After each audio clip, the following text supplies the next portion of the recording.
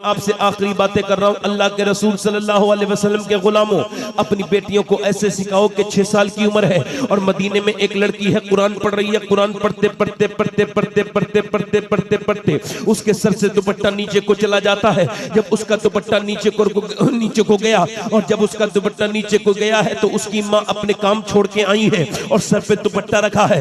बेटी ने कहा है, अम्मी जान आपने मेरे सर पे दुपट्टा क्यों रखा? तो बेटी से माँ कहने लगी, बेटी इस वजह से नाना नाराज हो जाएंगे। अगर सर पे दुपट्टा नहीं रखती है जो लड़की, उससे तेरे नाना नाराज हो जाते हैं। वो लड़की रोने लगी। ये कोई आम लड़की नहीं थी। एक बात याद रखो, तकदीर को माना करो। तकदीर इतनी बड़ी चीज है कि इसको मानना ही पड़ेगा, क्योंकि तकदीर इसको कहते हैं कि ना तुम अपनी मर्जी से अपने बाप का इंतखाब कर सकते थे, ना अपने मर्जी से तुमने अपने बाप का इंतखाब किया। तो अब अगर कोई ये अपनी मर्जी से होता तो कोई गरीब आदमी के घर पैदा नहीं होता। मियां अल्लाह पैदा करता है। जरा गौर करो, ना मैंने अपना बाप खुद चुना है, ना तुमने अपना बाप खुद चुना है, ना तुमने अपनी बहनें खुद चुनी है, ना तुमने अपनी बीबियां खुद चुनी है, ना तुमने अपने बेटे खुद चुने हैं, ना तुम्हारी औलादे तुम्हारा इंतखाब है। मगर जिसे अल्लाह नवाजता है, तभी तो मैं कहता हूं कि कोई कैसे बराबरी कर सकता है। मदीने के सुल्तान के घराने की ये जो लड़की कुरान पढ़ रही है, इसके कौन है? ये वो लड़की है जिसके सर पे दुपट्टा रखा गया है। कि मियां जिसे अल्लाह ने इतना नवाजा कि अल्लाह ने इसे भाई दिए, तो एक भाई का नाम हसन है, एक का नाम हुसैन है, इसके बाबा का नाम अली उल मुर्तजा है, इसके नाना का नाम मोहम्मद मुस्तफा है। बाबन हुजूर फरमाते हैं, जो दिल से एक मर्तबा सुभान अल्लाह कहता है, अल्लाह उसको एक नफली हज का सवाब अता फरमाता है। और इंसान को अल्लाह ने बनाई इस वजह से। ये जो अपने घरों को जा रहे हैं, ये अपने घरों में कब तक रहेंगे? इनके घर वाले इन्हें निकाल के उसी रसूल की बारगाह में डाल देंगे। आपने देखा नहीं कैसे कैसे अमीरों को, कैसे कैसे रईसों को, कैसे कैसे मालदारों को जमाने ने, वक्त ने घरों से निकाल के घसीट के कब्रों के अंदर डाल दिया और सारे रिश्तेदार खत्म हो गए और सब ऊपर ही कब्र के रह गए। सब ने हाथ झाड़ के छोड़ दिया और फिर क्या कहा कि हमने इसको अल्लाह उसके रसूल के हवाले किया। तौबा तौबा, इंसान समझता नहीं इस बात को। गौर तो करें आप कि हमें जब सब लोग कब्र में छोड़ जाएंगे तो किसके सहारे? अल्लाह अकबर। मेरा इमाम कहता है, उससे दोस्तियां क्यों लगाते हो जिसका रिश्ता कब्रिस्तान पे जाके खत्म हो जाता है? दोस्ती लगानी है तो उससे लगाओ कि जिसका रिश्ता कब्र के बाद शुरू होता है और जन्नत में ले जाके छोड़ता है। नारे तकबीर, नारे रिसालत, अज़मते। माशाल्लाह मौलाना इमरान साहब बड़े अच्छे इंसान हैं, आप लोग सब बड़े अच्छे हैं। तो ये मेरी हिम्मत तो नहीं हो रही थी, मगर मेरी आवाज़ भी कुछ अच्छी नहीं, बहुत दिन हो गए मुझे, मतलब तकरीर में मैंने गैप किया है तो आवाज़ थोड़ी सी ठीक नहीं। अगर आप कहें तो हल्के हल्के एक दो शेर पढ़ दूँ इमाम हुसैन की शान में। ओ यार इतनी हल्के तो नहीं, ज़रा ज़ोर से तो बोलो ज़रा सुभान अल्लाह। तो कितने नेकियां मिलती हैं एक बार सुभान अल्लाह कहने में? 90। कितनी? 90 नेकी मिलती हैं। और एक माँ भी नहीं दे सकती नेकी अपने बाप, अपने भाई को, अपने बेटे को। एक बहन अपने भाई को एक नेकी नहीं दे सकती, मगर अल्लाह 90 नेकियां दे रहा है। और अल्लाह कितना करीम है। मियां मोहम्मद बख्श फरमाते हैं, मेरे माँ बाप ने मेरी एक गलती देखी ना तो मुझे घर से निकाल दिया, मगर मेरा करीम रब कितना करीम है कि पूरी उम्र गलतियां देखता रहता है, मगर मुझे अपनी बंदगी की लिस्ट से बाहर नहीं निकालता, बल्कि मौका देता है तौबा करने का। उसको पुकारा करो, उसको याद किया करो। मैंने तकरीर तो करनी है ही थोड़ी देर, मगर 2-3 शेर पढ़ता हूं, है ना? पढ़ दूं? दोनों हाथ उठा के बोलो सुभान अल्लाह। दोनों आगे लब्बैक या हुसैन। मेरा हुसैन बाग़ नबूवत का फूल है। सुभान अल्लाह, सुभान अल्लाह। मेरा हुसैन बाग़ नबूवत का फूल है। मौला अली की जान है, खूने बतूल है। सुभान अल्लाह। मौला अली की, पढ़ो तो मेरे साथ, मौला अली की खून है। मौला अली की जान है खूने बुतूल है और गुजरा जहां जहां से नवासा रसूल का, हाय हाय हाय गुजरा जहां जहां से नवासा रसूल का, अब तक वहां खुदा के करम का नुज़ूल है। अब तक वहाँ खुदा।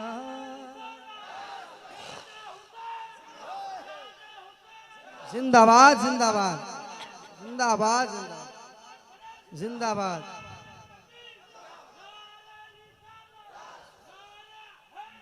या अली या अली अल्लाह। अब तक वहाँ खुदा के करम का नुज़ूल है।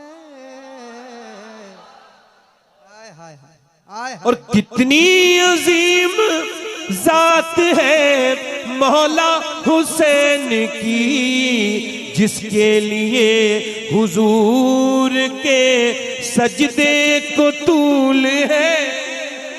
हाय हाय हाय। नारे तकबीर, नारे रिसालत, मसलके आला हजरत, उलमाए अहले सुन्नत, एक शहीद आखिरी- आजम कॉन्फ्रेंस। आखिरी शेर पढ़ता हूँ नदीम भाई।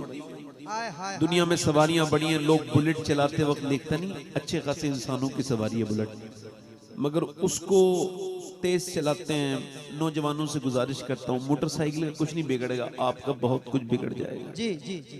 ना बेटे, तेज गाड़ी ना चला।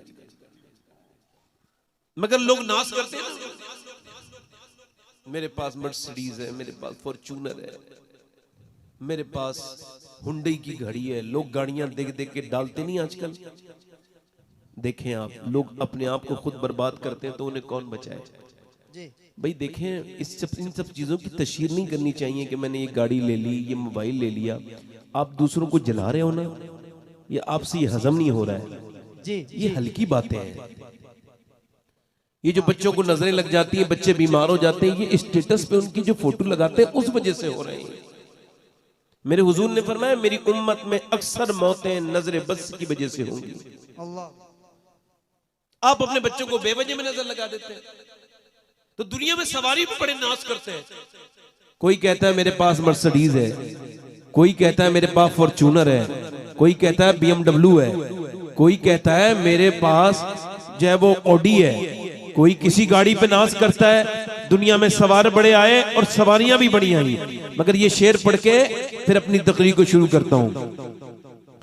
दुनिया में और कौन है शब्बीर के सिवा, ऐसा सवार जिसकी सवारी रसूल है। हाय हाय हाय हाय हाय हाय। ऐसा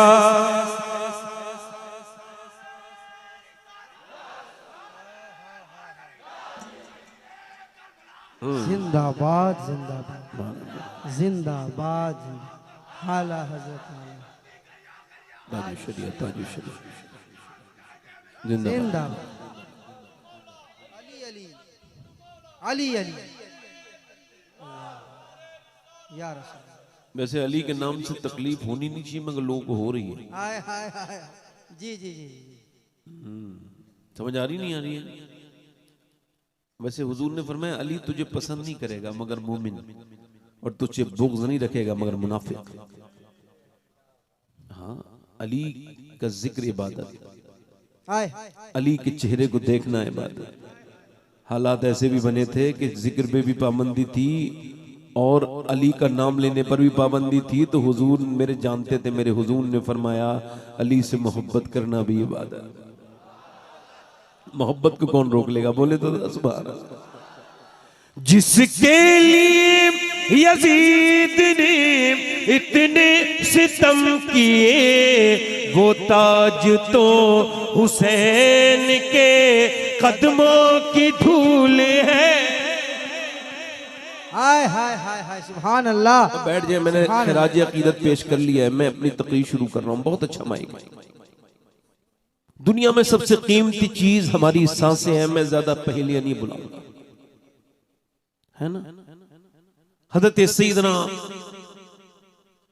इमाम शाफई, कौन? इमाम शाफई, वो फरमाते हैं कि वक्त एक तलवार है, या तो तुम इसको हाथ में लेके काटना शुरू कर दो या फिर ये तुमको काट देगा। यानी अगर वक्त का सही इस्तेमाल आपने कर लिया तो ये आपको बना जाएगा। समझो है नहीं? और अगर आपने इसका सही इस्तेमाल नहीं किया तो ये आपको बर्बाद कर देगा। वासिफ अली वासिफ फरमाते हैं जो वक्त को बर्बाद कर रहा है, एक दिन उसे वक्त बर्बाद करके छोड़ेगा।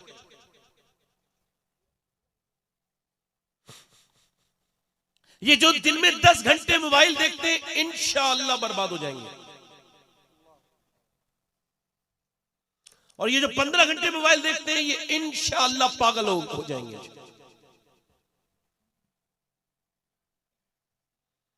अगर डेटा फ्री था तो क्या मेरी जिंदगी और मेरी सांसें भी फ्री थी? आपका दिल अगर दुनिया में बहुत लगता है मेरे दोस्तों, मेरे अजीजों, मेरे आका फरमाते हैं अगर तुम ये चाहते हो कि अल्लाह तुमसे राजी हो और तुम फला पा जाओ तो अपने आप को मुर्दों में शुमार करो। सहाबा इकराम जब 30 साल के हो जाते थे तो फिर वो सजदों में रोते थे और कहते थे मालिक आधी उम्र गुजर गई मगर अभी तक तुझे राजी नहीं कर पाए। जब हजरत उमर फारूक आजम की दाढ़ी का बाल सफेद हुआ तो कौन उमर, खुदा की कसम जिसकी शहादत का दिन कल गुजरा है, आधी दुनिया का बादशाह उमर, दाढ़ी का बाल सफेद हो गया। अरे कौन उमर, किसी की शहादत की गवाही बद्र का मैदान देगा, किसी की शहादत की गवाही ओहद का मैदान देगा, किसी की शहादत की गवाही हुनैन का मैदान देगा, किसी की शहादत की गवाही खैबर का मैदान देगा, किसी की शहादत की गवाही करबला का मैदान देगा। मगर उमर वो है जिसकी शहादत की गवाही की बात आएगी तो मेरे नबी का मिंबर गवाही देगा, मेरे नबी का मुसल्ला गवाही। नारे तकबीर, इस शेर के खड़े होकर सब नारे तकबीर, नारे रिसालत, नारे रिसालत, अज़मत मुस्तफा। सुभान अल्लाह, सुभान अल्लाह। मैं किसी आम इंसान की बात नहीं कर रहा हूं, बैठ के आराम से सुनिएगा। अब आप उठिएगा मत बीच में, वरना मेरी तकरीर का मकसद खत्म हो जाए। बैठ जाए आप आराम से, बैठते हैं तो एक दो लोग जरा आराम से बैठे मेरी तकरीर सुने। मैं उसी उमर की बात कर रहा हूं। मेरे नबी ने फरमाया मेरे बाद अगर कोई नबी होता तो उमर होता। फरमाया मेरा अल्लाह आज अरफात के मैदान में मेरे सहाबा पे फख्र कर रहा है, बिलखुसूस मेरे उमर पे फख्र कर रहा है। उमर फारूक आजम बात कर रहे हैं, एक आदमी आता है आकर के कहता है उमर मरना भी है, उमर मरना भी है। अभी मैं एक जगह गाड़ी चला रहा था, अचानक मेरी गाड़ी किसी गाड़ी के करीब से गुजरी तो बराबर में कोई बदतमीज आदमी था, उसके तिलक लगा हुआ था, तो उसने अपनी बदतमीजी की और मुझसे कहा कि मर जाएगा। तो मैंने उससे कहा आपका बहुत शुक्रिया भाईजान। बोला क्यों? ने कहा आपने मुझे मेरी मौत याद दिला दी। खुदा की कसम मैं अभी 1-1.5 घंटे से भूला हुआ था मुझे मरना है, मगर आप हो तो गैर मुस्लिम, मगर आपने मुझे मेरी मौत याद दिला दी। हम किस ख्याल के लोग थे और किस ख्याल में गुजर गए। उमर फारूक आजम दाढ़ी का बाल सफेद हो गया तो रोने लगे। किसी ने पूछा क्या हुआ? कहने लगे दाढ़ी के बाल सफेद होना ये मौत की अलामत। लोग कहते हैं मैं मरते मरते बचा, मगर मरते मरते तो आज तक कोई नहीं बचा, मगर बचते बचते सब मर जाएंगे। न अस्पताल बचा पाए, ये अस्पताल ड्रामा, ये धोखा, ये इतनी बड़ी बड़ी मशीनें, ये सब धोखा। चूंकि मारना जिलाना अल्लाह का काम है, शिफा देना अल्लाह का काम है।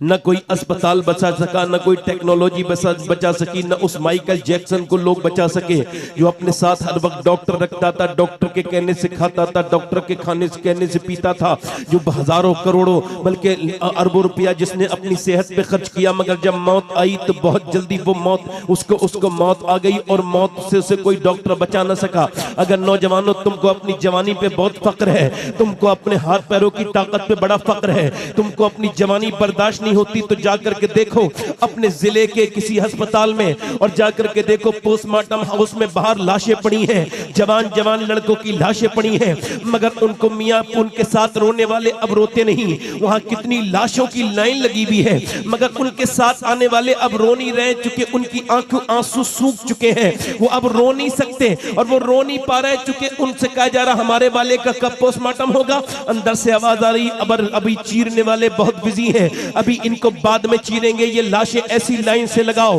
कितना तकब्बुर करता है इंसान तू अपने ऊपर, हालांकि तेरी लाश अस्पताल के बाहर पड़ी है और उसको चीरने वाले के लिए वक्त नहीं है, मगर आज तेरे पास वक्त है तो चीरने वाले के पास वक्त नहीं है। और वो शराबे पी करके जब चीरते हैं वो तुम्हारे जिस्म के पार्ट निकालते हैं। मैंने जा करके देखा है, जब मेरा दिल बहुत दुनिया में लगने लगता है तो मैं किसी और जगह नहीं जाता, मैं जाता हूं पोस्टमार्टम हाउस पर और जाकर के जवानों की लाशों को आते हुए देखता हूं। एक दिन में न जाने कितने नौजवान आते हैं, वो जवान जो अपने इस धोखे में थे कि मौत तो बुढ़ापे में आती है, उनको जवानी में मौत ने आ लिया। मुझे बताओ उस जो नौजवान के ऊपर कितनी हसरत करनी चाहिए। मेरे आका फरमाते हैं जो जिस काम को करते हुए मरेगा कयामत के दिन उसी के साथ उठेगा, उसी काम के साथ उठेगा। जो लड़का अचानक अपने मोबाइल में गंदी फिल्म देख रहा था और कोरोमंडल एक्सप्रेस में सफर कर रहा था, चलते चलते अचानक उसके ट्रेन में एक्सीडेंट हो गया और वो मर गया। क्या उसने सोचा था उसके साथ ऐसा हो जाएगा? उसको तौबा की तौफीक न मिली। अब अगर वो कयामत के दिन वही गंदी तस्वीरें देखता हुआ उठा तो उसका क्या होगा? बताओ उसका क्या होगा? अगर वही गंदा नंगा नाच देखता हुआ उठा तो क्या होगा? इंस्टाग्राम फ्री था, क्या तेरी जिंदगी भी फ्री थी? फेसबुक फ्री हो गया था, क्या तेरी जिंदगी भी फ्री थी? ए नौजवान, तूने अपनी जिंदगी बर्बाद कर ली। तुझको इंस्टाग्राम ले गया, तुझको फेसबुक ले गया, तेरी जवानी ने तुझे बर्बाद कर दिया। न जाने कौन कौन से दर पर के लेके गई तेरी जवानी। आजा, अब भी वक्त है, होश के नाखून ले और आजा वापस पलट के अपने रब से तौबा कर ले और कहे ए मालिक बहुत खताएं हो गई, ए रब माफ कर दे।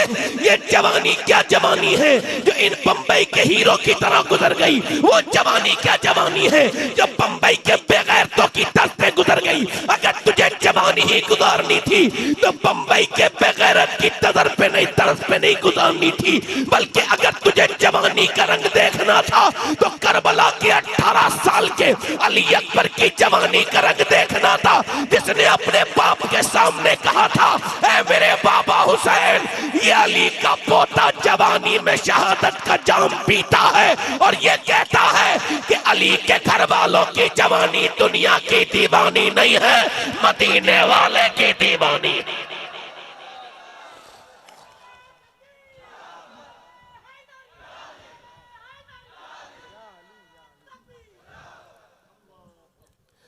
मगर गंदी तस्वीरों ने तेरी तन्हाई बर्बाद कर दी।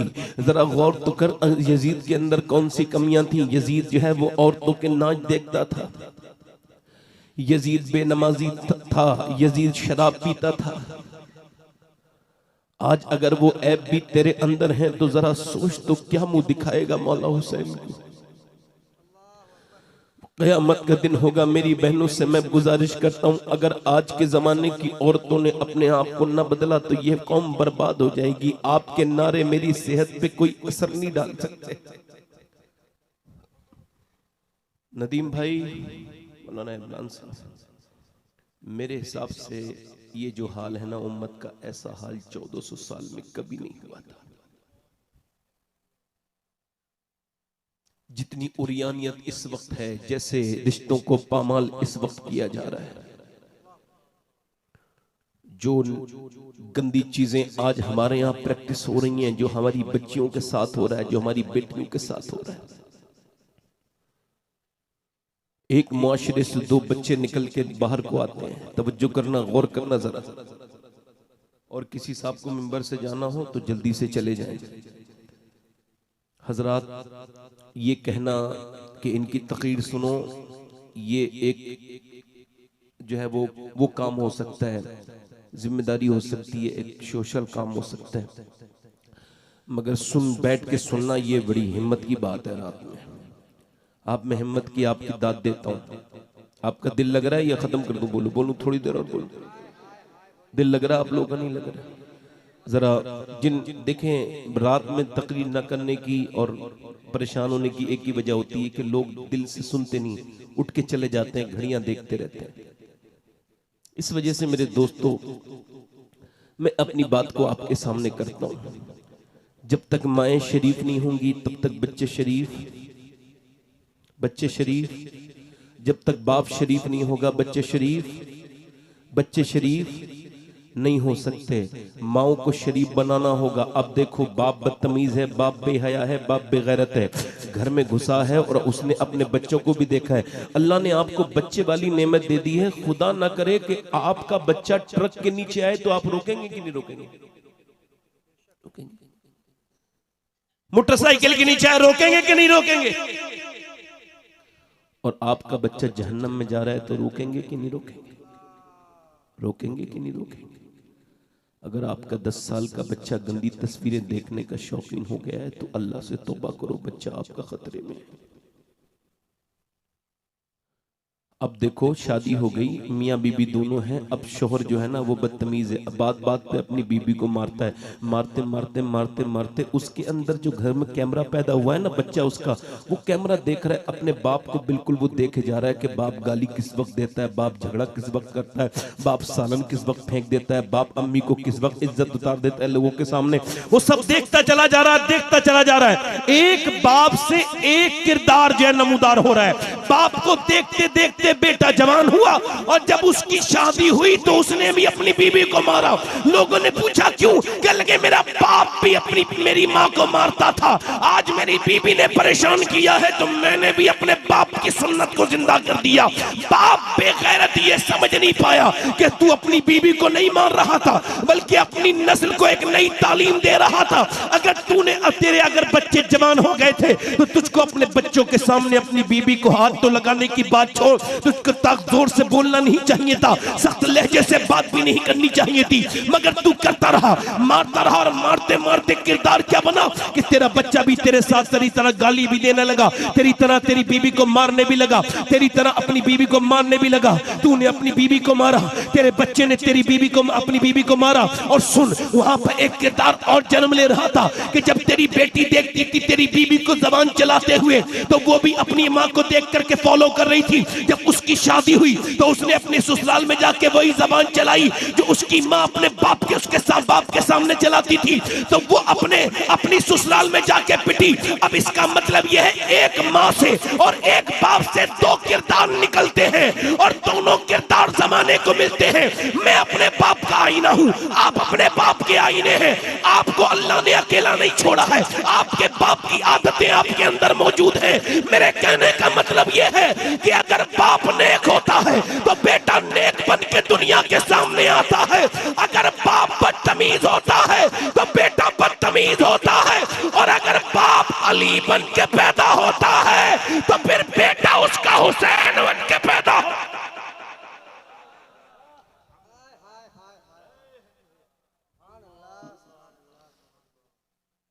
बाप अगर अली होता है और अगर माँ फातिमा ज़हरा होती है तो बेटी ज़ैनब कुबरा होती है। आज लोग कहते हैं, तवज्जो करना मेरी बात पर, आज लोग कहते हैं कि फलां की लड़की ने नाक कटा दी, फलां की लड़की ने नाक कटा दी, इसकी लड़की ने नाक कटा दी, उसकी लड़की भाग गई, उसकी लड़की ने ये कर दिया। मैं कहता हूं लड़कियां तो कभी भी नाक नहीं कटा सकती। आपने उनको इज्जत नहीं दी, मेरे नबी की सुन्नत पर अमल नहीं किया। जब पूरी दुनिया बच्चियों को जलील समझती थी तो अल्लाह के रसूल अलैहिस्सलाम की हदीस शरीफ है, अम्मी आयशा फरमाती हैं कि जब लोग अपनी बेटियों पर जुल्म करते थे, उसी दौर में जब सैयदा फातिमा आती थी तो नबी उनको देख करके खड़े हो जाते थे। ना सिर्फ खड़े होते थे बल्कि हाथ को चूमते थे और हुजूर अपनी बेटी को सूंघा करते थे और कहते थे, फातिमा तेरे अंदर से जन्नत की खुशबू आती है, तेरे अंदर से बुलबुल जन्नत की।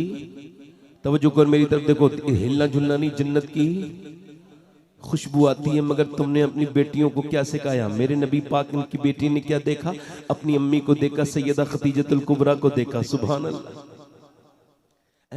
माँ को देखते देखते नबी की बेटी, और हमारे यहाँ पर क्या हो रहा है, फलां की लड़की ने ये कर दिया, नहीं लड़की ने बाद में किया, पहले तो घर बेगैरत हो गया था, माँ बेगैरत, बहनें बेगैरत, बच्चे भाई बेगैरत, सब देख करके फिल्म देख रहे थे। और फिल्म देखते देखते लड़की जवान होने लगी है। अब फिल्म के अंदर जब गंदी चीजें आती हैं, गंदी घटिया बातें आती हैं, जब तस्वीरें आती हैं, जब गंदी फिल्में आती हैं, तो फिर माँ देखती है, और माँ भी बैठी है, बाप भी बैठा है, बाप दयूस बेगैरत वहीं बैठा है, गंदी तस्वीरें आ रही है। उसने बेशर्मी उसकी इतनी हद को बढ़ गई, उसने उसको टीवी को बंद नहीं किया, बल्कि अपनी बेटी के साथ एंजॉय करता रहा, बीबी के साथ। अच्छा, उसकी माँ देखती है कि जैसे ही कोई इमोशनल सीन आता है तो माँ परेशान होने लगती है। माँ अपनी बेटी को देखती है, बेटी माँ को देखती है, और वो गंदा सीन दोनों बेटियां, माँ बेटियां दोनों साथ में देखती है।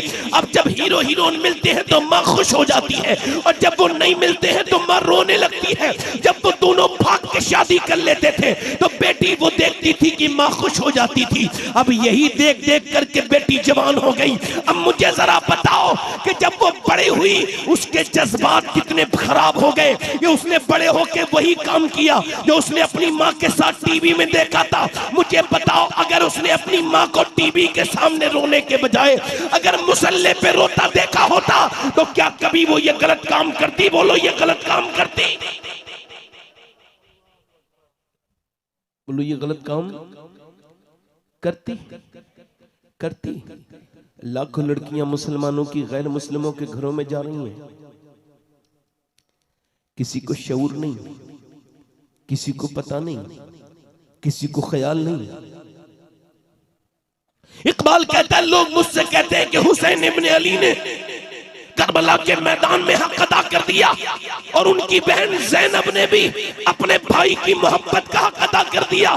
तो कहते हैं, मैं कहता हूं अधूरी बात मत कहा करो, पूरी बात कहा करो। हुसैन ने बाद में हक अदा किया है, पहले मदीने में अली ने बाप होने का हक अदा किया और फातिमा ने मां होने का हक अदा किया।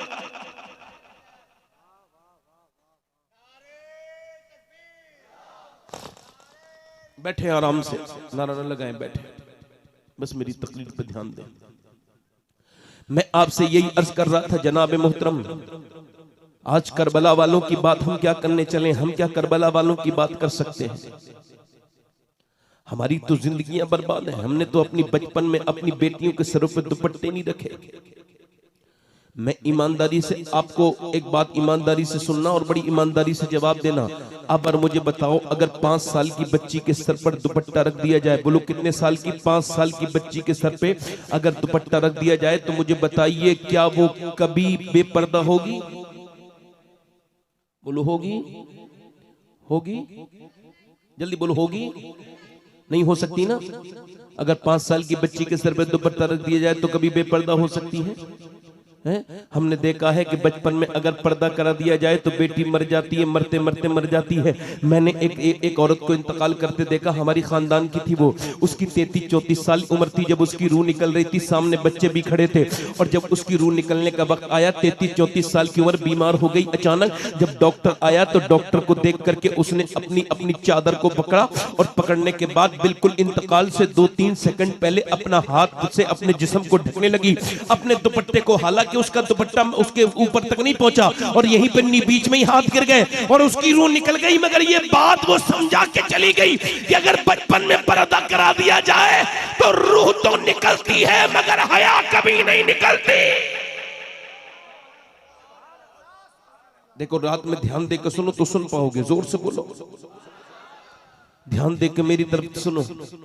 अगर ये देखा होगा, ये बचपन में देखा होगा। अच्छा देखें, आप जरा गौर करें, तवज्जो करें। अगर बचपन में पर्दा करा दिया जाए तो बेटी कभी नहीं बिगड़ सकती।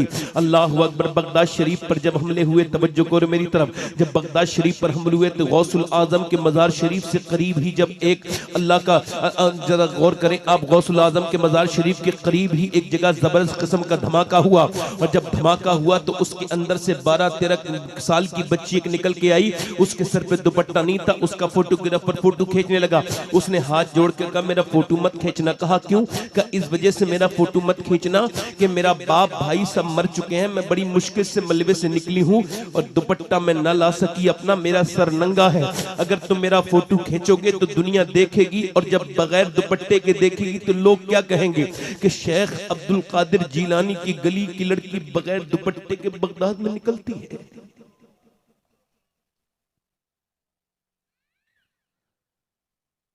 काफिरों की साजिशें अगर अपने बामे उरूज पर हैं तो हमारी नींद भी अपने बामे उरूज पर है।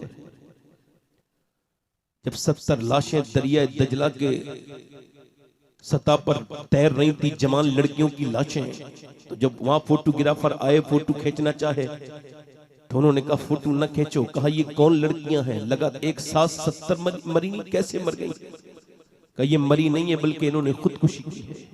कहा कौन है ये? कहा ये मुसलमान औरतें हैं। जब इनके घरों में अमरीकी की आने की खबरें पहुंची तो इन्होंने दीवारों पे लिखा कोई सलाहुद्दीन अय्यूबी आ जाए, कोई मूसा बिन नसीर आ जाए, कोई तारिक बिन जियाद आ जाए। इन्होंने लिखा कि कोई उमर फारूक आ जाए। मगर जब इनके घरों में अमरीकी घुसने लगे तो ये पीछे के रास्ते से रात के वक्त में निकल के आई और सबने दरियाए दजला में ये कह के अपनी जान दे दी कि हम अपनी जान दे सकते हैं मगर अपनी इज्जत को कभी लुटना गवारा नहीं कर सकते। अगर यही हालात रहे जो चल रहे हैं तो बर्बादी अल्लाह ना करे मेरे और आपके घर में ना आ पहुंचे। तुम्हारी अंग्रेजी पढ़ाने की आदतों ने तुम्हारी बेटियों को बेशरम बेहया बना दिया। लोगों, अगर बाहया औरत है तो अपने शौहर के बिस्तर पर भी बाहया होती है और बेहया अगर गैर मर्द के साथ भी हो तब भी बेहया होती है। औरत के अंदर दो बहुत खुसूसियत हैं, दो खुसूसियात ऐसी हैं, इन दोनों को निकाल दिया जाए तो औरत के अंदर कुछ नहीं बचता। एक हया, दूसरी उसकी वफा। इधर देखो, तवज्जो करो, मेरी तरफ गौर करो। मैं ये ज़ैनब कुबरा है, ये ज़ैनब है जो कुरान पढ़ रही है। कुरान पढ़ते पढ़ते सर पे से दुपट्टा जब नीचे गया, सैयदा ज़ैनब फातिमा ने कहा सर पे दुपट्टा रखना नाराज हो जाते हैं। सर पे दुपट्टा तो रख लिया मगर रोने लगी और रोई और ज्यादा रोई। सैयदा फातिमा ने कहा क्यों रोती है ज़ैनब, क्यों रोती है मेरी बेटी? अब तो सर पे दुपट्टा रख लिया, अब क्यों रोती है? कहने लगी मेरी अम्मी जान मेरे नाना से कह देना कि ज़ैनब को इस बार माफ कर दे, अगली बार ज़ैनब गर्दन कटा देगी मगर सर पे से दुपट्टा नहीं हटाएगी। आज माफ कर दे, 6 साल की ज़ैनब की आंखों के मोती टप टप नीचे गिरे हैं। मां के सीने से लग के कहा है नाना से कह देना ज़ैनब की गलती माफ कर दे। और फिर करबला के मैदान में जब इमाम हुसैन को शहीद कर दिया गया, जब अली अकबर को शहीद कर दिया गया, जब अली असगर को शहीद कर दिया गया, जब कासिम शहीद हो गए, जब अली के पोते, अली के बेटे, अली के नवासे सबकी लाशों पर जब घोड़े दौड़ रहे थे, जब घोड़े दौड़ रहे थे तो सैयदा ज़ैनब उसी खेमे से बाहर को निकली और जब ऊंटनी पे सवार हुई तो आपके सर पे से चादर खींच ली गई। बताओ दिल से वो मुसलमान का हाथ हो सकता है जो नबी की बेटी की चादर पे चला जाए? बोलो हो सकता है मुसलमान का हाथ? जब उसने चादर खींची तो सैयदा ज़ैनब उस जलील की जलील हरकत को समझ गई। आपने अपनी चेहरे को अपने बालों से ढका और मदीने की शरीफ की तरफ को मुंह करके कहा ऐ मेरे नाना आज ज़ैनब को माफ कर देना। ऐ मेरे नाना, मेरे बच्चे शहीद हुए मगर मैं खैमे से बाहर नहीं निकली। मेरा कासिम शहीद हुआ, मैं खैमे से बाहर नहीं निकली। मेरा अली अकबर शहीद हुआ, मैं खैमे से बाहर नहीं निकली। मेरा भाई अब्बास शहीद हुआ, मैं खैमे से बाहर नहीं निकली। मेरे हुसैन मेरे भाई की शहादत हुई, मैं खैमे से बाहर नहीं निकली। ऐ मेरे नाना, मेरे बच्चों की लाशों पर घोड़े दौड़े और जब घोड़े दौड़े तो उनकी हड्डियों की टूटने की आवाजें आई मगर ज़ैनब बाहर नहीं निकली। मगर आज जब मैं निकली हूँ चादर से तो इसने मेरी चादर छीन ली है। मैंने बचपन में वादा किया था कि पर्दा करूंगी, मगर आज मेरे नाना जरूर मुझे माफ कर देंगे, चूंकि अब ज़ैनब का दुपट्टा छिन गया है। बालों के अलावा कुछ नहीं है जो मैं पर्दा करूं। अल्लाह, मैं बालों के अलावा नहीं है कुछ कि मैं पर्दा करूं। बालों से पर्दा करके मौला अली के मजार की तरफ को देखती हैं और कहती हैं, मेरे बाबा अली, मैं वही ज़ैनब हूं। जब मैं बचपन में निकलती थी, कूफे में निकलती थी, मदीने में, मक्के में निकलती थी, आप फरमाते थे, हसन और हुसैन जाओ, मेरी ज़ैनब के पाँव के निशान मिटाते जाओ। मैं नहीं चाहता कि मेरी ज़ैनब के पाँव के निशान भी कोई देखे, मगर आज बाबा मेरे सर पे से दुपट्टा छिन गया है। ए अली बाबा, आज मेरे सर पे दुपट्टा नहीं है, ज़ैनब काये से पर्दा करे, माफ कर देना अपनी ज़ैनब को। हजरत इमाम ज़ैनुल आबिदीन कहते हैं, मैंने बड़ा दिल जितना अपनी फूफी ज़ैनब का देखा, इतना बड़ा दिल किसी का नहीं देखा। आप मुझे बताओ, इतनी लाशें पड़ी हैं, घोड़े दौड़ रहे हैं लाशों पर, मगर जब असर का टाइम हुआ तो ज़ैनब ने अपना मुसल्ला बिछा लिया है। अल्लाह अकबर, भाई की लाशों पर घोड़े दौड़ रहे हैं और बहन नमाज पढ़ रही है। इधर बाप के जनाजे, बाप के जिस्म पर घोड़े दौड़ रहे हैं। उधर जो है वो सकीना ने अपनी मुसल्ला बिछा के नमाजें पढ़ना शुरू कर दी है। उधर सुहाग लुट चुका है। अल्लाह अकबर, लुटते लुटते कह रहा है, ये खाक में मिलता सुहाग ले सलाम आखिरी खानदान अहले बैत के लोगों, फातिमा की लाडले का आखिरी दीदार है। हश्र का हंगामा बरपा है मयाने अहले बैत। क्या कोई ऐसे भी नमाजी लड़कियां देखी? ये लड़कियां ये क्या समझेंगी इस्लाम को? जरा गौर तो करो कि जब बाप की लाश पर घोड़े दौड़ रहे हो तो कोई नमाज पढ़ सकता है? हाँ, पढ़ सकता है। ज़ैनब की भतीजी ने, फातिमा ज़हरा की पोती ने, हुसैन की बेटी सकीना ने मुसल्ला बिछा के अपनी फूफी के साथ नमाज पढ़ना शुरू की है। अल्लाह अकबर, उधर बीबियां नमाज पढ़ रही हैं, उधर नमाजें हो रही हैं, उधर लाशों पे घोड़े दौड़ रहे हैं। एक हम नमाजी हैं कि पंखे लगे हुए हैं मस्जिदों में, हमारे सर नहीं झुकते। एक वो नमाजी हैं जिन्होंने लाशों के साए में नमाजें पढ़ी हैं। एक हम नमाजी हैं। ज़ैनब कुबरा ने कहा था, मेरे नाना मुझे माफ कर देना। इमाम ज़ैनुल आबिदीन कहते हैं 5000 किलोमीटर का सफर तय किया, यानी कूफे से लेकर दमिश्क तक और दमिश्क से मदीने तक, मगर मेरी फूफी की कभी तहज्जुद की नमाज कज़ा नहीं हुई। ऐ लोगों, करबला से 2 पैगाम मिले हैं, एक पैगाम नहीं मिला है। एक पैगाम तो ये है कि चाहे हालात कुछ भी हो, सजदा न छोड़ना, ये हुजूर के नवासे का पैगाम है। और एक पैगाम ये है कि चाहे हालात कुछ भी हो, पर्दा न छोड़ना, ये हुजूर की नवासी का पैगाम है। ना नवासे के पैगाम का जवाब है, ना नवासी। नारे तकबीर, नारे रिसालत, खानदाने अहले बैत। मगर आज करबला के नाम पर, हमको करबला के नाम पर जज्बात आते हैं, मगर आप देखो तो जरा, अल्लाह के रसूल के गुलामों, इधर देखो। मैं अपनी बहनों की तरफ थोड़ी बात और करना चाहता हूँ। ये जो तुम्हारे आज जलसों में भी आती हो तो मेकअप करके आती हो, तुम जलसों में भी आती हो तो अपने होठों पर लाली लगा के आती हो। माज़अल्लाह मेरी बेटियों, आज तुम जलसों में बेहुदा फिरती हो, मेले ठेलों की जीनत बनती हो, तुम्हारे जिस्म पर कसे कसाए कपड़े हैं। बेगैरती का हाल यह है कि मुसलमान लड़के भी वहीं घूम रहे हैं, मुसलमान लड़कियां भी उसी बाजार में हैं, और मुसलमान लड़के मुसलमान लड़कियों पे बुरी नजर डाल रहे हैं। हम कौन सी तकरीर करें और कौन सी तकरीर न करें, बस यही सोचते सोचते दिल परेशान है। मैं अपनी बहनों से कहता हूं, ये जो अपने जिस्म की नुमाइश करती हैं, इनसे कहता हूं, हजरत सय्यदा फातिमा ज़हरा सलामुल्लाह तआला अलैहा अल्लाह के रसूल की बेटी है, इंतकाल होने वाला है। हुजूर की बेटी का इंतकाल किसी बीमारी से नहीं, किसी सदमे से नहीं, किसी बीमारी से नहीं, किसी हादसे से नहीं, बल्कि सदमे से हुआ। अपने अब्बा की विसाल को बर्दाश्त नहीं कर पाई सय्यदा फातिमा। मेरी बहनें, मेरे ये पैगामात आखिरी बड़े ध्यान से सुन लें। इधर देखो नौजवानों, मेरी तरफ देखो, इधर देखो, रात का वक्त है, हुजूर की बेटी रो रही है, इंतकाल होने वाला है। तो फिर अस्मा बिन्त उमैस बैठी है, वो कहती है, हज़रत अबू बकर सिद्दीक की बीबी, वो कहती है, क्या फातिमा मौत से डर गई हो? कहा नहीं। कहा फिर किस बात का डर है?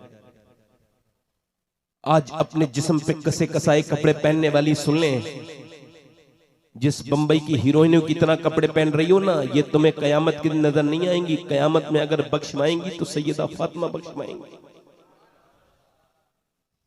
ये फिटिंग के लिबास अगर तुम्हारे अंदर गैरत होगी तो आज से छोड़ दोगी।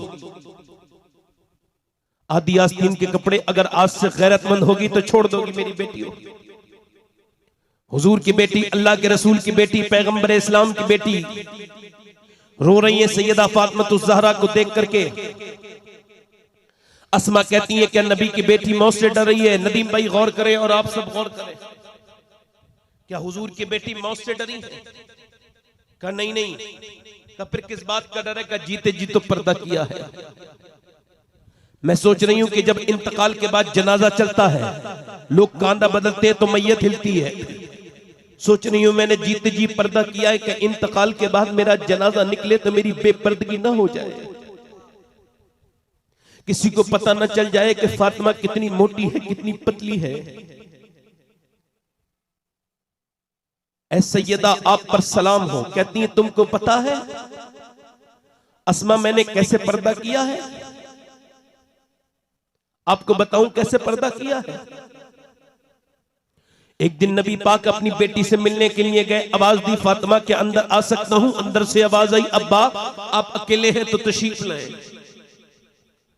कब मेरे साथ इमरान है, उनको न लाएं अब्बा।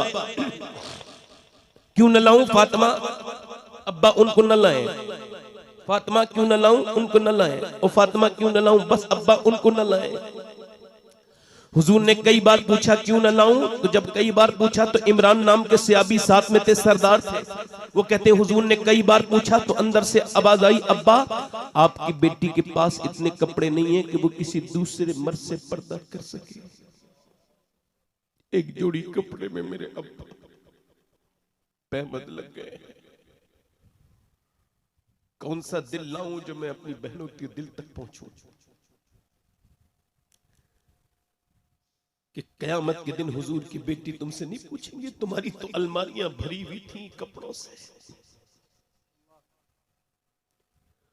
उस 72 पैमद की चादर वाली फातिमा को क्या जवाब देंगे ये महंगे सूटों वाली औरतें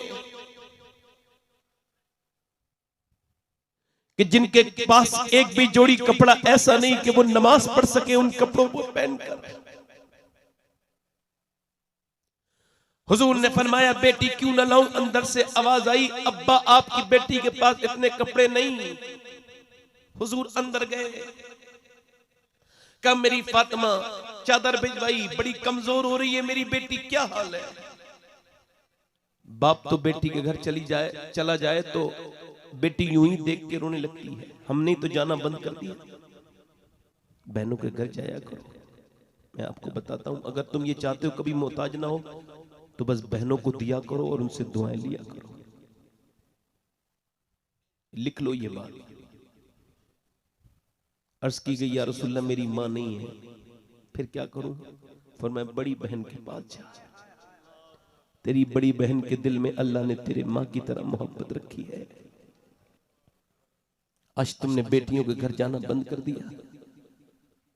हुजूर जब गए, पूछा मेरी बेटी क्या हो गया? अल्लाह का शुक्र है अब्बा, ओ बताना मेरी बेटी क्या हो गया। अल्लाह का शुक्र है अब्बा, ओ बताना मेरी बेटी क्या हो गया।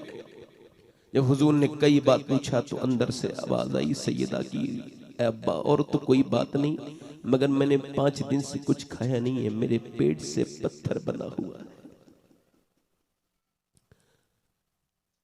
इरशाद फरमाते मेरे नबी, मेरी बेटी फातिमा, मताउन दुनिया कलील, दुनिया छोटी है, आखिरत बड़ी है। मेरी बेटी, दुनिया मोमिनीन के लिए कैद खाना, काफिर के लिए जन्नत। अगर मेरी लाडली फातिमा ने 5 दिन से कुछ नहीं खाया है तो तेरे बाप को आज 9 दिन हो गए मेरे पेट से 2 पत्थर बने हुए हैं। इमाम हसन कहते हैं मैं अपनी माँ को देखता था, मेरी बहनों सुन लो, तुम्हारी माँ ने इतनी दुआएं तुम्हारे लिए नहीं की जितनी हसन हुसैन की माँ ने तुम्हारे लिए दुआएं की। इमाम हसन कहते हैं मैंने अपनी माँ को देखा था कि पूरी पूरी रात मेरी वालदा दुआ करती थी। क्या दुआ करती थी, किसके लिए दुआ करती थी? इसी अपने अब्बा की उम्मत के लिए दुआ किया करती थी।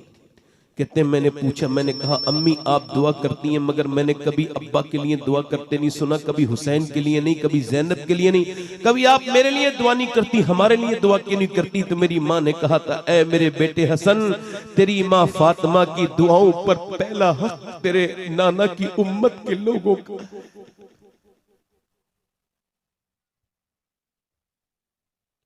मैं अपने दोस्तों से और अपनी बहनों से यही गुजारिश कर रहा हूं, आओ मेरे दोस्तों आ जाओ,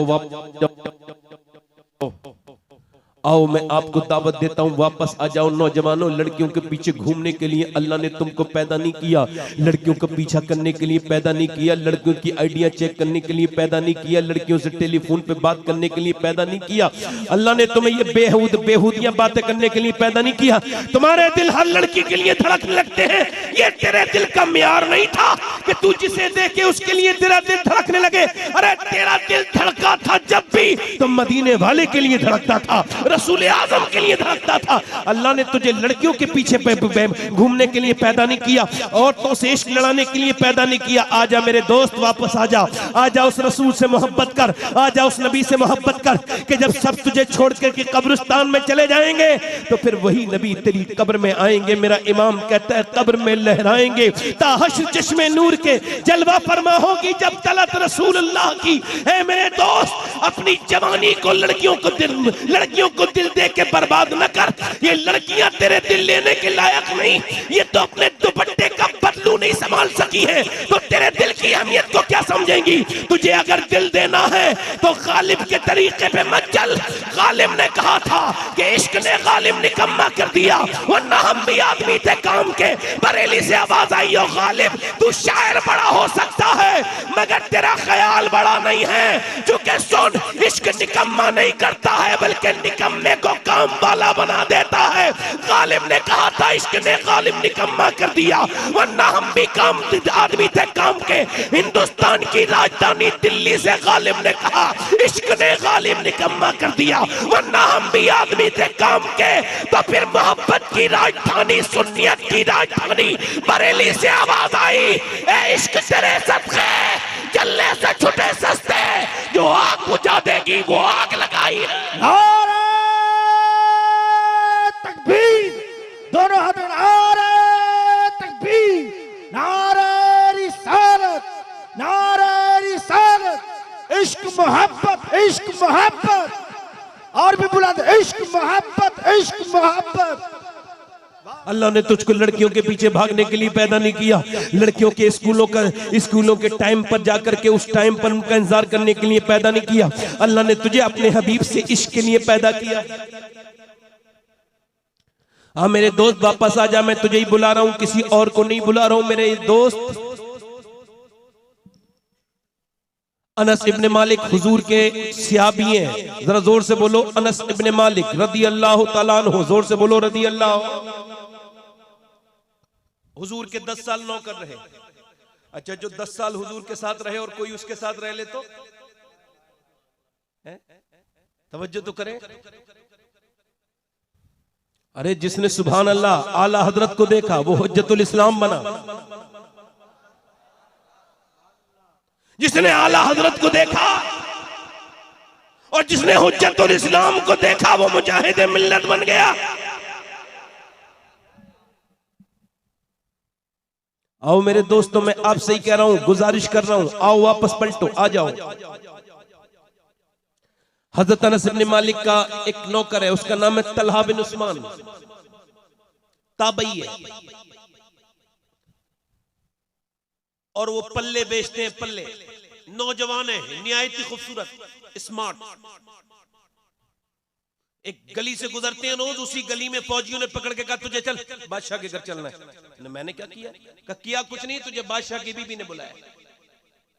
उसने कहा क्या बात है? कहा हमको नहीं पता, हम नौकर हैं, हमसे इतना ना पूछ, हम तो जो पकड़ने आए, चल तेरे पल्ले बल्ले लेंगे और क्या होगा। जब लेके गए बड़ा सा महल आया, अंदर गया, बेहतरीन कमरा, अंदर कमरे में दाखिल हुआ तो बड़ी खूबसूरत लड़की शहजादी बैठी है, हुस्न का जवाब कोई नहीं। उसने कहा दरवाजा बंद करो और तुम बाहर चले जाओ। फौजी बाहर चले गए, अब वो तन्हा वो थे तलहा बिन उस्मान और वो शहजादी, उसके करीब गई, ये उसके करीब गया।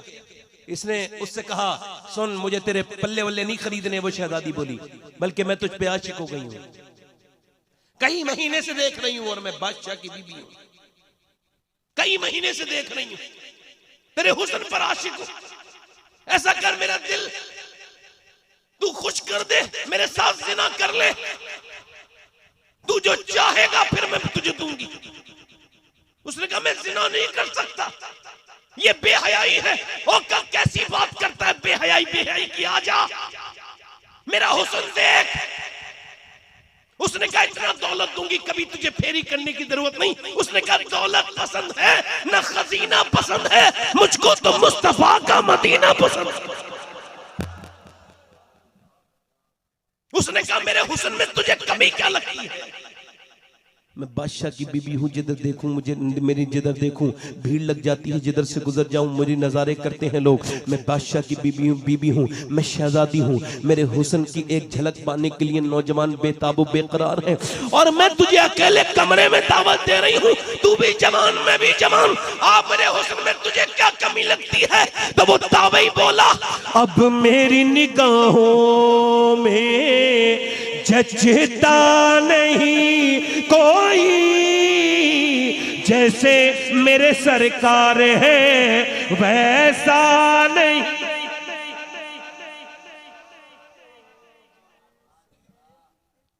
उसने कहा देख मैं तुझे सूली चढ़ा दूंगी, कब तू मेरी जान ले ले, मगर ये बुरा काम, ये बेहयाई, बोले ये बेहयाई, इधर देखो ये बेहयाई, ये बेहयाई नहीं करूंगी। वो आगे बढ़ी, आगे बढ़ करके उसके तो उसने कुर्ते को पकड़ा, जब वो भागा तो पीछे से कुर्ता पकड़ा, कुर्ता जैसी पकड़ा कुर्ता एकदम फटा। इसने अल्लाह का नाम लेकर के दरवाजे पर दस्तक दी, जैसे ही जोर से धक्का मारा अल्लाह के फजल से दरवाजा खुला।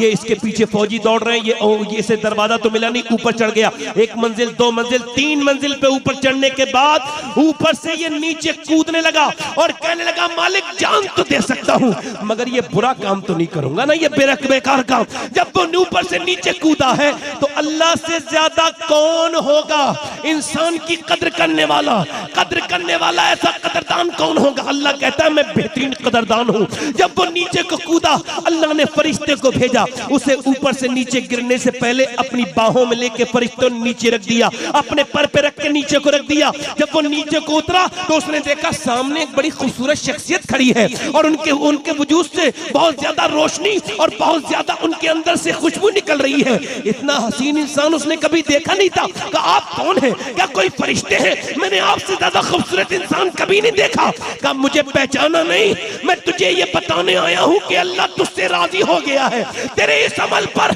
चूंकि मुझे पहचान में हूं यूसुफ, हजरत यूसुफ हूं मैं याकूब का बेटा यूसुफ हूं और तुझे ये बताने आया हूं कि जो काम मैंने नबी हो के जुलेखा के साथ किया था तूने मोहम्मद का उम्मती होके कर दिया।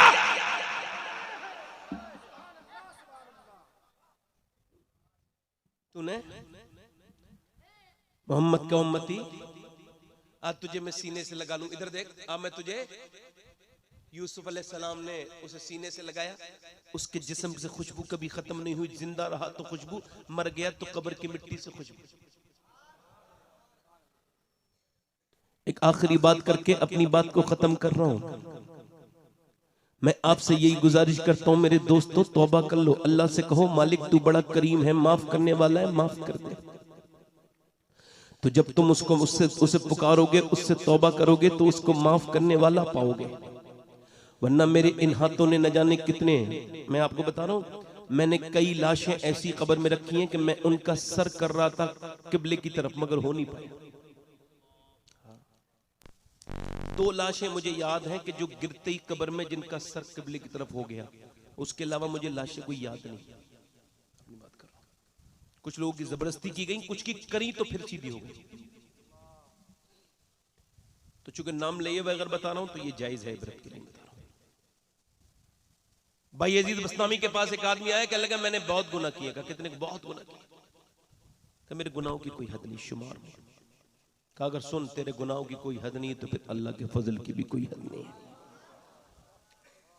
अल्लाह तुझे माफ करेगा, मगर गुनाह क्या करता था? कहते कफन चोर था। कहे कि सवाल करूंगा, बाद में तौबा कराऊंगा, पहले ये बता तूने कब्र में मुर्दे कितने रखे, कितने कफन चुराए होंगे? का हुजूर 1000 से ज्यादा। का ये बता दे कितनों के मुंह तूने किबले की तरफ देखे थे? का हुजूर मैंने 1000 में 12 या 13 लोगों के मुंह किबले की तरफ देखे थे, बाकी गर्दनें मुड़ी भी देखी। बायजीद बस्तामी इतना रोए कि आप पर हिचकियां तारी हो गईं और खौफ की वजह से कहने लगे मालूम है गर्दनें क्यों मोड़ दी गईं? इस वजह से अल्लाह ने कहा तू जीते जी तो मुझसे मुंह मोड़ता रहा, तू कब्र में अब किबले की तरफ मुंह करके सोने वाला कौन होता है? मोड़ता रहा, मोड़ता रहा। मैंने अपने इन हाथों से कितने जवानों को दफन किया है। मैंने अपने बाप को मरता हुआ देखा और उनके मजार को मैं देखता हूं। अब भी मेरे ताया चले गए, मेरे परदादा चले गए, मैं भी चला जाऊंगा इस दुनिया को खैराबाद कहकर। जब मैं एक्सीडेंट की मौत देखता हूं तो बहुत अल्लाह से डरता हूं, कहता हूं मालिक मुझे एक्सीडेंट वाली मौत से बचा लेना। पोस्टमार्टम वाली मौत बड़ी सख्त है। कितनी मैयतें देख ली, कितनी तकरीरें करूं तो आप तब्दील होंगे। फिर आपको एहसास नहीं है कि मौत करीब करीब आ रही है। जब हजरत मौला अली के तलवार मारी गई, कौन? मौला अली, जिसने आंखें हुजूर की गोद में खोली, जिसकी परवरिश हुजूर ने की, जिसको हुजूर ने अपनी बेटी फातिमा के लिए पसंद किया, अल्लाह ने जिसका रिश्ता वही के जरिए जिब्राइल के घर से कराया। जब अली के तलवार मारी गई तो आधा सर इधर हो गया और एक ही दुआ कर रहे थे। हसन, इमाम हसन कहते हैं हजरत अली दुआ करते थे, ऐ अल्लाह अली को बख्श देना, अली के अमल बहुत थोड़े हैं। अली के अमल थोड़े हैं, हमारे अमल थोड़े। अली का घर तो जन्नत में हुजूर के घर के सामने है, अमल तो हमारे थोड़े हैं। नौजवानों याद रखना, अल्लाह सबको देख रहा है। कोई ये न समझे वो तुम्हें देख नहीं रहा है। वो रात की नाचने वाली को भी देख रहा है, वो रात में मुसल्ले पे रोने वाली को भी देख रहा है, वो रात को गाना सुनने वाले, फिल्म देखने वाले और क्लबों में डांस करने वालों को भी देख रहा है, और रात को मुसल्ले पे रोते हुए लोगों को भी वो देख रहा है, वो गंदों को भी देख रहा है, वो सूद खाने वालों को भी देख रहा है, नेक कमाई खाने का वालों को भी देख रहा है। बचेगा कोई नहीं, सबको मौत आने वाली है। कोई ये न समझे यूं ही छोड़ दिया जाएगा। ऐ लोगों, सबको मौत आने वाली है। मैं उमर फारूक आजम की शुरू में बात कर रहा था। जब उमर फारूक आजम के जब मारा गया चाकू, तो जब आपका पेट फटा और जब आप जमीन पे तशरीफ लाए तो अपने बेटे से कहा मेरा सर जमीन पे रख दे। अब्दुल्ला इब्ने उमर ने सर जमीन पे नहीं रखा, अपने जानू पे रखा। जानू पे सर न रख, मेरा सर जमीन पे रख। जब जमीन पे सर रखा तो हजरत उमर बेकरार होकर कहने लगे मालिक, लोग कहते हैं उमर ये है, उमर वो है, मगर उमर तो तेरी बारगाह का मुजरिम है। ऐ मेरे मालिक, अगर तूने उमर को न बख्शा तो उमर बर्बाद हो जाएगा। ये मौत का वक्त है, अगर तूने इस वक्त उमर पर रहम न किया तो उमर बर्बाद हो जाएगा। अबू हुरैरा सहाबी रसूल, जब मौत का वक्त करीब आया तो बच्चों की तरह रोते थे। किसी ने पूछा क्यों रोते हैं, इतने बड़े सहाबी हैं? कहने लगे इस वजह से हुजूर फरमाते हैं कोई तब तक नहीं मरता जब तक उसे जहन्नम या जन्नत की बात ना बता दी जाए। तो मैं ये कह रहा हूँ मेरे मालिक, अबू हुरैरा को जहन्नम से बचा देना, जन्नत उसका घर बना देना, उसके गुनाहों को माफ कर देना। ये मौत के करीब करीब आ गया है।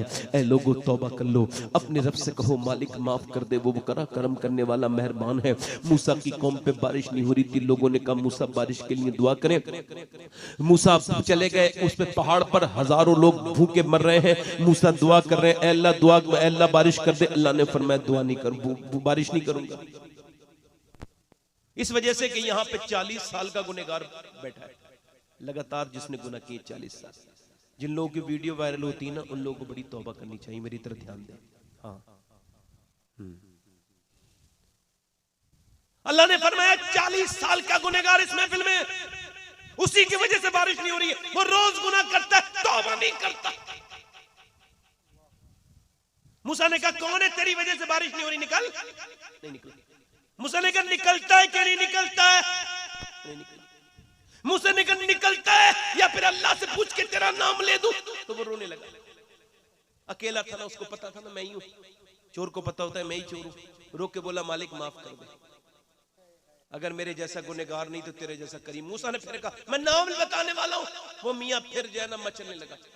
रोया तो मगर आवाज पैदा नहीं होने दी। हुजूम गम में भी तौहीन ज़ब्त गम न हुई, हमें एहतियात से रोए कि आंख नम न हुई।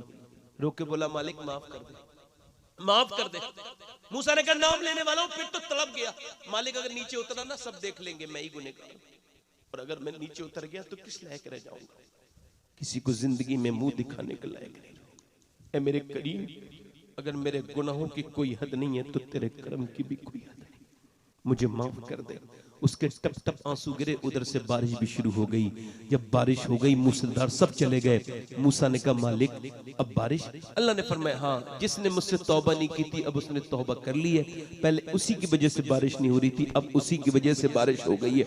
मूसा ने कहा मालिक तो उसका नाम तो बता दे। अल्लाह ने फरमाया जब वो गुनहगार था तब नाम नहीं बताया, अब तो उसने तौबा कर ली है, अब क्या नाम बताऊंगा। इमाम गजाली कहते हैं रुसवाई अजाब है, अजाब। किसी का वीडियो वायरल हो जाए तौबा कर लो, लोगों तौबा कर लो, करीब मौत है। ये महफिल हो गई, मेरी तकरीर भी हो गई, 1.25 घंटे से होने वाला है मुझे। मैं यही कहता हूं मेरे दोस्तों, अपने रब से तौबा कर लो। वो कहता है मेरे महबूब इनसे कह दो इतना रोले मेरे बंदे कि आंसू इनका ढलक के गाल तक आ जाए। कितना? तो सारे गुनाह इसी से माफ कर दो।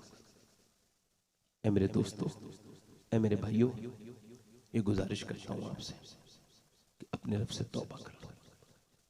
उस नबी के दामन करम में आ जाओ जिसने, आपका बाप ने आपसे इतनी मोहब्बत नहीं की जितनी हुजूर आपसे मोहब्बत करते हैं। खड़े होके हाथ उठा के बताएं कितने लोग हैं जो हुजूर के नाम पे गर्दन कड़ा सकते हैं। दोनों हाथ उठा के बताएं। करबला वालों के नाम पर कौन गर्दन कड़ेगा? नीचे हाथ कीजिए। जो गर्दन कड़ा सकता है वो कुछ भी कर सकता है, कुछ भी कर सकता है। कितने लोग ऐसे हैं जो हुजूर के नाम पे गर्दन भी कटा देंगे और आज से हुजूर के नाम पे पूरी दाढ़ी भी रखा लेंगे।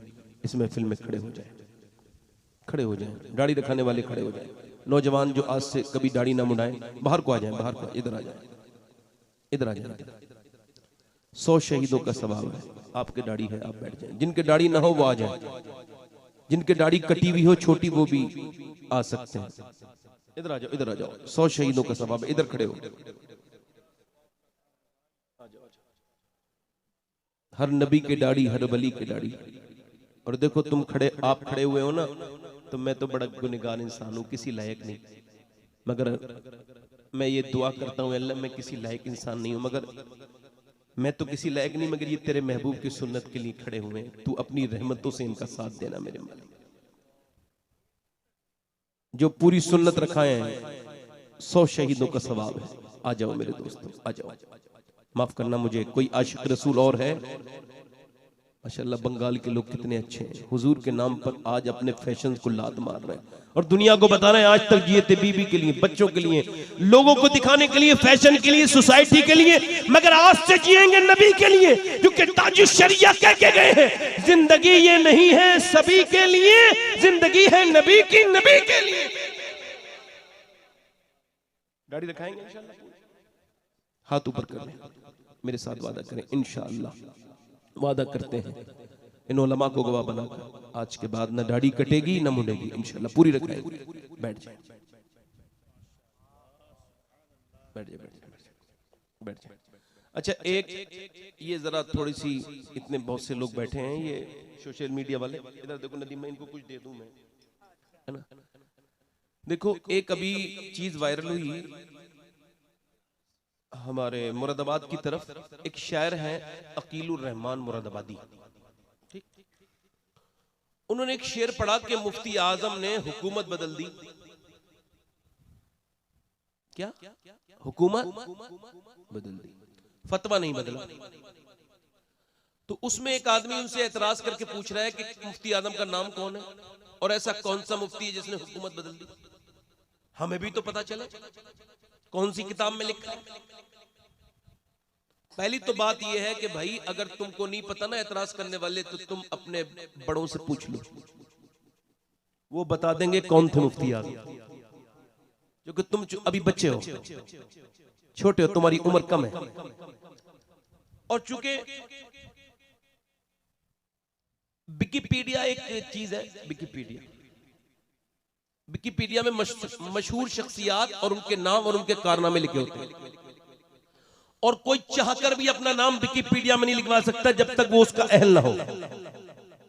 तो जब कोई लिखेगा ना मुफ्ती आजम मुस्तफा रजा, तो उसमें विकिपीडिया में लिख के आएगा ये आला हजरत के बेटे हैं, और इनका कारनामा यह है कि इन्होंने नस्बंदी के खिलाफ फतवा दिया था। जब देवबंद बिक गया था तो बरेली खड़ी हो गई, और बरेली ने दुनिया को यह बताया था कि उधर यजीदियत है देवबंदियों में, तो वो हाकिम के सामने झुक गए, और बरेलवियों में हुसैनियत है, जान दे सकते हैं मगर शरीयत को बदल नहीं सकते।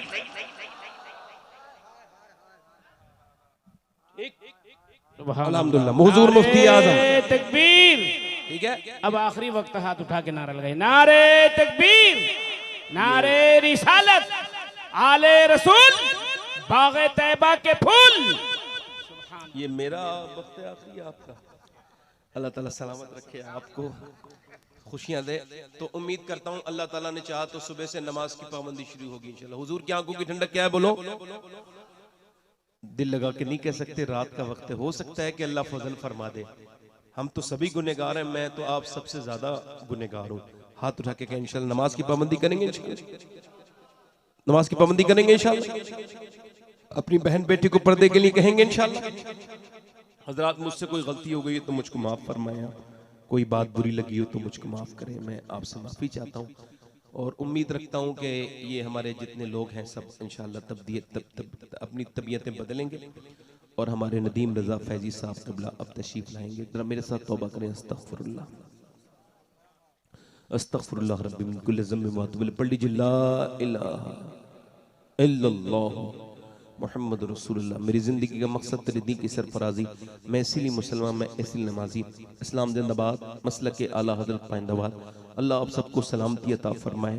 सरकारी सैयदना शेख मुहियुद्दीन अब्दुल कादिर जिलानी मेरे गौसुल आज़म के वसीले से मेरे टूटे फूटे अल्फाज को अपनी बारगाह में कबूल फरमाए, इसमें जो गलतियाँ उसको माफ़ फरमाए, और मेरे बड़े पीर के सदक़े से, सैयदा पाक के सदक़े से मेरी ज़बान को, हम सब की ज़बानों को महफूज फरमाए, हमसे दीन का काम ले। अल्लाह ताला इस कमेटी को, कमेटी वालों को, सबको जज़ाए खैर अता फरमाए। अस्तगफिरुल्लाह रब्बी मिन कुल्लि ज़ंबिन ला इलाहा इल्लल्लाह मुहम्मदुर रसूलुल्लाह कुल ला अस्सलुकुम अलैहि अजरन इल्लल मवद्दत फिल क़ुरबा। सदक़ल्लाहुल अज़ीम। अस्सलामु अलैकुम व रहमतुल्लाहि व बरकातहू। बैठे हैं आप लोग और सुने नदीम।